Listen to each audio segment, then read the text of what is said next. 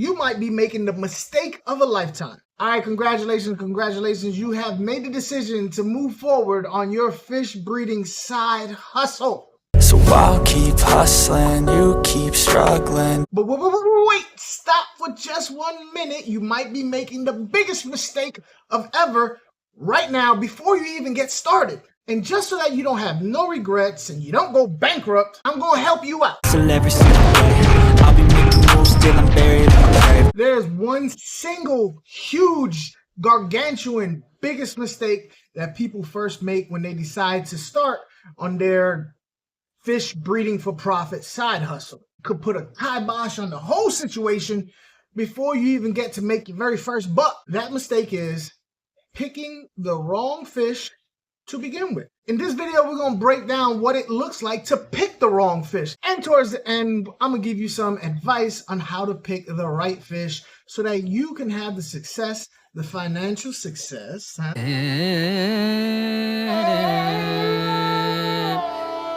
money, that you're expecting out of this side hustle endeavor.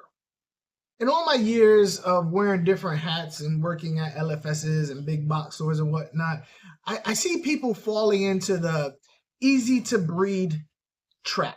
You're not the only one. Guppies and live bearers and fish like that, everybody can breed them. It doesn't take a whole lot to just put these fish in water and have them do their thing. Trust me, if you can do it without thinking, so can Joe Blow down the street.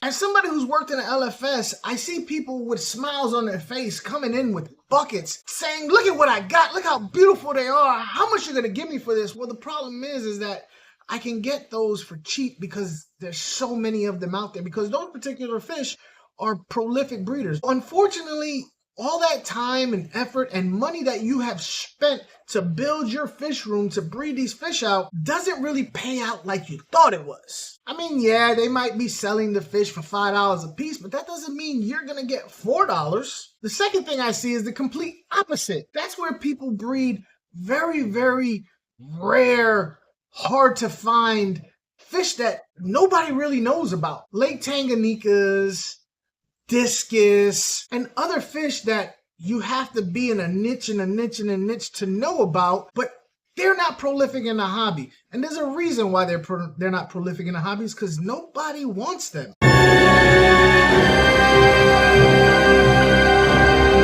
Or if they want them, they're just too expensive. You are investing water, you are investing food, you are investing energy, you are investing time. So the price for these fish keep going up and up and up. By the time you get to the fish store and go like, well, this is how much this first fish is worth to me, the fish store is like, well, if I buy the fish for that much, I have to sell it for this much to make my money back. And nobody's gonna pay for a fish that they just don't know about. And yeah, I mentioned discus. Problem with discus is the price and the fear that people have in buying discus. Discus have the reputation of being hard to keep.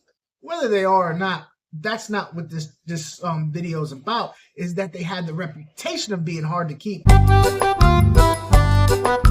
The whole practicality of some of these fish doesn't make it realistic to get these fish in masses as far as the local fish store is concerned. In a nutshell, yeah, you might be good at breeding this particular fish, but you have to think of it from the fish store's point of view. If they can't get rid of this fish or they can't make money off this fish, why would they buy this fish from you? You get it? You smell what I'm cooking?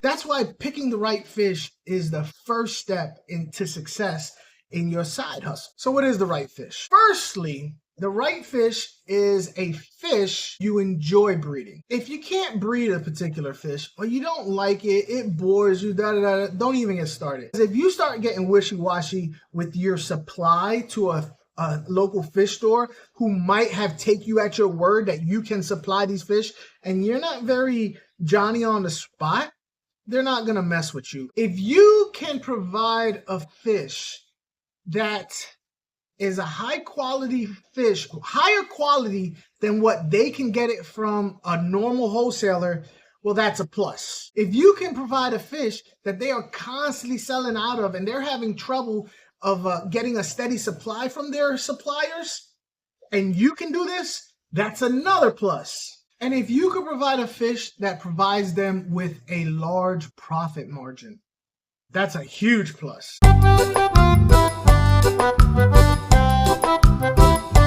There's this thing that people say about, oh, well, you need to go to the fish store and ask them what they want for you to breed. I'm on the fence with this. You spend all this money to start your whole setup. You're easily you're gonna $1,000 gone like that. Fish, even if you're doing a good job, you can raise fry to selling size in about 3 months. Well, guess what? 3 months come by, you got all these fish, and that local fish store doesn't need them anymore. They needed them 3 months ago.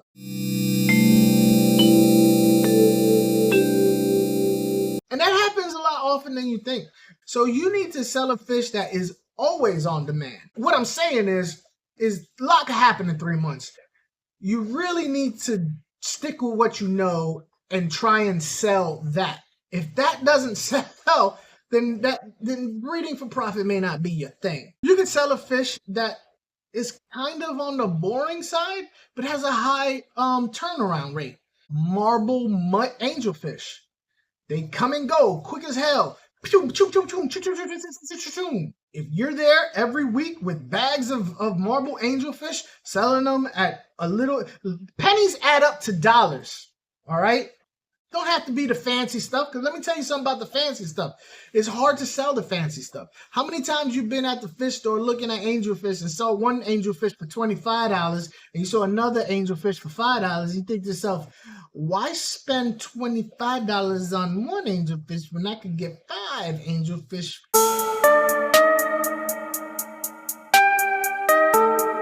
You know what I'm saying? 1, 5. 1, 5. It's really that simple. I've heard of people doing it. I have never had somebody come to me and says, hey, I can breed emperor tetras at home all day long, or I can breed green tiger barbs all day long, or I can breed cherry barbs all day long, or I can breed those type of fish right there. Not that many people's breeding them, but they're a staple. They're a staple. If you could manage to do that, you definitely have something to work with. Trust me, it's a lot of time, food, water, energy that you're going to put into this. And if you come home, with just a can of fish food for your troubles, you're not going to want to continue. That's my 2 cents on it. I hope that maybe this helps some of you guys out. You made the decision, and maybe this kind of was like, oh, hold up, I was going to breed some of those. He was saying that maybe I shouldn't, or I'm on the right track. Either way, let me know in the comments below. If this is your first time watching one of my videos, please, if you enjoyed it, subscribe, hit the like, the notification bell, leave a hype. Hit the hype. It's a small gesture on your part, but it does wonders for my channel. Here's a couple of other videos that you might find interesting as well. I appreciate you, and I thank you in advance.